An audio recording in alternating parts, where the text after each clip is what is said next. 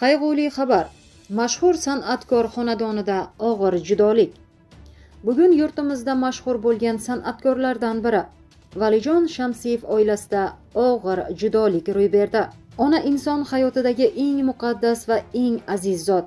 U farzand uchun mehr, sabr va beqiyos muhabbat timsolidir. Shu bois onadan ayrilish har bir inson uchun juda og'ir sinov hisoblanadi. Valijon Shamsiyev ham shu sinovli kunlardan o'tmoqda. Valijon Shamsiyev uchun ham bu yo'qotish qalblarni larzaga soladigan darajada dard ekanligi shubhasiz.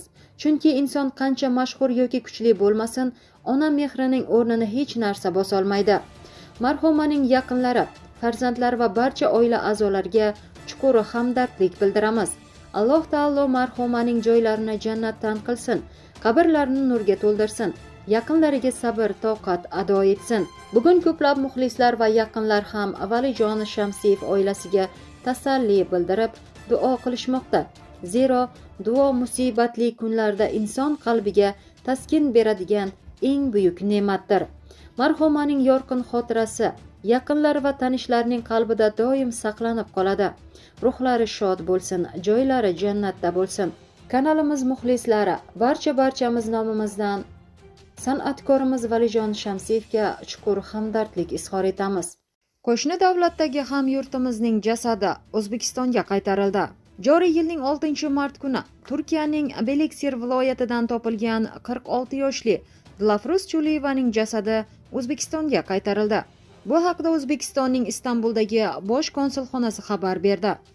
Qayd etilishicha, asli samarqandlik bo'lgan Chuliyevaning jasadi qaytarilishda O'zbekistonning Istanbul shahridagi bosh konsulxonasi hamda Tashqi mehnat migratsiyasi agentligi ko'maklashgan. Vafot etgan fuqaro haqida ijtimoiy tarmoqlarda tasdiqlanmagan va o'rganilmagan ma'lumotlarni tarqatmaslikni so'raymiz hamda marhumning yaqinlariga chuqur hamdardlik bildiramiz, deyiladi xabarda. Turkiyadagi 3-qotillik Dilafruz Chuliyeva 2026 yil 25-yanvar kuni Turkiyaning Balaksir hududidagi ish joyidan noma'lum tomonga chiqib ketgan va bedarak yo'qolgan. Shu munosabat bilan uning o'g'li O'zbekiston Respublikasi Tashqi ishlar vazirligining konsullik huquqiy departamenti orqali murojaat yo'llagan. Mazkur murojaatdan so'ng O'zbekistonning Turkiyadagi diplomatik vakolatxonalari tomonidan Turkiya Tashqi ishlar vazirligiga tegishli nota yuborilgan hamda Turkiya Ichki ishlar vazirligi xavfsizligi bosh boshqarmasi bilan hamkorlikda qidiruv ishlari yo'lga qo'yilgan. Anqaradagi elchixona va Istanbuldagi bosh konsulxona, diaspora tashkilotlari, advokatlar hamda ijtimoiy tarmoq faollari tomonidan qidiruv ishlari olib borilgan. Joriy yilning 28-fevral kuni Beliksir tumanidagi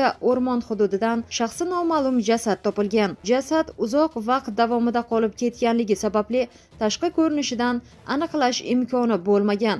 Shu bois topilgan jasad va marhumning o'g'lidan qon namunalari olish orqali tibbiy solishtiruv, ya'ni DNK tekshiruvlari o'tkazilgan va jasad Dilafruz Chuliyevaga tegishli ekani tasdiqlangan. Mazkur jinoyatni sodir etishda gumonlanib 4 nafar shaxs qo'lga olingan bo'lib, hozirgi vaqtda tergov harakatlari davom ettirilmoqda. Oldinroq Turkiyaning Istanbul shahri Shishli tumanida chiqindi yig'uvchi tomonidan axlat konteyneridan o'zbekistonlik Durdona Hakiyevaning jasadi topilgan haqida xabar berilganda, keyinroq esa mazkur ish doirasida u o'ldirilgan Umroniyada uyda yana bir o'zbekistonlik ayol Sayyora Ergashaliyeva ham bo'laklab o'ldirilgani aniqlanganda. Ota-onalar diqqatiga. Ota-onalar jiddiy ogohlikka chaqirilmoqda. Hozirgi yoshlarga nimalar bo'layapti? Toshkent viloyatining Bekobod shahrida 11-sinf o'quvchisi boshqa voyaga yetmagan shaxslar bilan janjal oqibatida pichoqlandi. Bu haqida Bosh prokuratura matbuot kotibi Hayot Shamsuddinov ma'lum qildi. Unga ko'ra, joriy yilning 5-mart kuni Bekobod shahrida bir nechta voyaga yetmagan shaxslar o'rtasida og'zaki janjal kelib chiqqan. Mojaro davomida ulardan biri oshxona pichog'i bilan jabrlanuvchining o'ng va chap ko'krak qismlariga jarohat yetkazgan. Jabrlanuvchi tibbiy muassasaga olib borilgan bo'lsa-da, ko'rsatilgan tibbiy yordamga qaramasdan vafot etgan. Bildirilishicha, mazkur holat yuzasidan Jinoyat kodeksining 97-moddasi qasddan odam o'ldirish bilan jinoyat ishi qo'zg'atilgan. Jabrlanuvchiga pichoq bilan tan jarohati yetkazishda gumonlanayotgan voyaga yetmagan shaxs protsessual tartibda ushlangan. Tergov harakatlari har tomonlama, to'liq va xolisona o'tkazilishi va natijasi bo'yicha qonuniy qaror qabul qilinishi ta'minlanadi, deyiladi xabarda. Eslatib o'tamiz, avvalroq Andijon viloyatining Buloqboshi tumanida 17 yoshli o'smir o'z tanishi bilan avvalroq o'rtasida yuzaga kelgan nizo oqibatida janjallashib, xo'jalik pichog'i bilan unga tan jarohati yetkazgan holda qasddan o'ldirilgandi.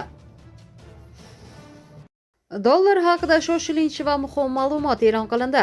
O'zbekiston Respublikasi Markaziy banki xorijiy valyutalarning o'zbek so'miga nisbatan 11-mart kuni amalda bo'ladigan qiymatini belgiladi.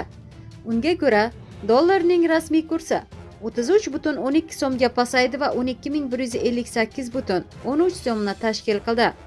Yevro kursi 55,28 so'mga oshdi va 14.166,65 so'm etib belgilandi. Rossiya rubli 0,22 so'mga tushdi va 153,98 so'mni tashkil etdi. Xitoy yuani 3,14 so'mga ko'tarildi va 1769,05 so'm etib belgilandi. Oltinning 1 gramm uchun narxi esa 4700 so'mga tushdi va 2,74 so'mni tashkil qildi. Trading Wave ma'lumotlariga ko'ra 10-mart Toshkent vaqti bilan soat 16:00 holatida Bitcoin kursi 724.663 so'mga oshgan va 860.373.028 so'm etib belgilangan. Shoshilinch xabar. Vaziyat tobora chigallashib bormoqda. Trampdan keskin bayonot. AQSh prezidenti Eronga qarshi hujumlar yanada kuchaytirilishini ma'lum qildi. Donald Trampning aytishicha, Tehron taslim bo'lishdan bosh tortgani ortidan yangi zarbalar rejalashtirilmoqda. Bu haqda Politico yozadi. Tramp tarmoqdagi bayonotda Eron juda qattiq zarbaga uchrashini ta'kidlab, avval nishonga olinmagan obyektlar va guruhlar ham hujumlar ro'yxatiga qo'shilishi mumkinligini bildirgan. Bu bayonot Eron prezidenti Masud Pezeshkionning AQSh talab qilgan shartsiz taslim bo'lishni rad etganligidan keyin yangragan. Pezeshkion davlat televideniyasi orqali qilgan chiqishida Tehron taslim bo'lmasligini aytganda, shu bilan birga Eron qo'shni davlatlarga hujum qilmasligini, agar ular o'z hududidan qarshi zarbalar bermasa, bu siyosat saqlanishini e'lon qilgan. Ayni paytda mojaro energetika bozorlariga ham ta'sir qilmoqda. Urush boshlangandan beri neft narxi keskin oshgan, benzin qiymati ham ko'tarilgan. Bu holat asosan jahon neftining qariyb 20% o'tadigan Hormuz bo'g'ozidagi vaziyat bilan bog'lanmoqda. Barcha ota-onalar diqqatiga. Hushyorlikni oshiring, farzandingizdan ehtiyot bo'ling. Toshkent viloyatidagi hududlarda daydi itlarni tutish bo'yicha nazorat kuchaytirildi. Bu haqida Toshkent viloyati hokimligi xabar berdi. Qayd etilishicha, ijtimoiy tarmoqlar va ayrim axborot manbalarida Angren shahrida maktab o'quvchisini daydi it talagani va natijada o'quvchi og'ir jarohatlar oqibatida vafot etganligi haqida xabarlar tarqalgan. Ammo ushbu xabar rasmiy tasdiqlanmagan.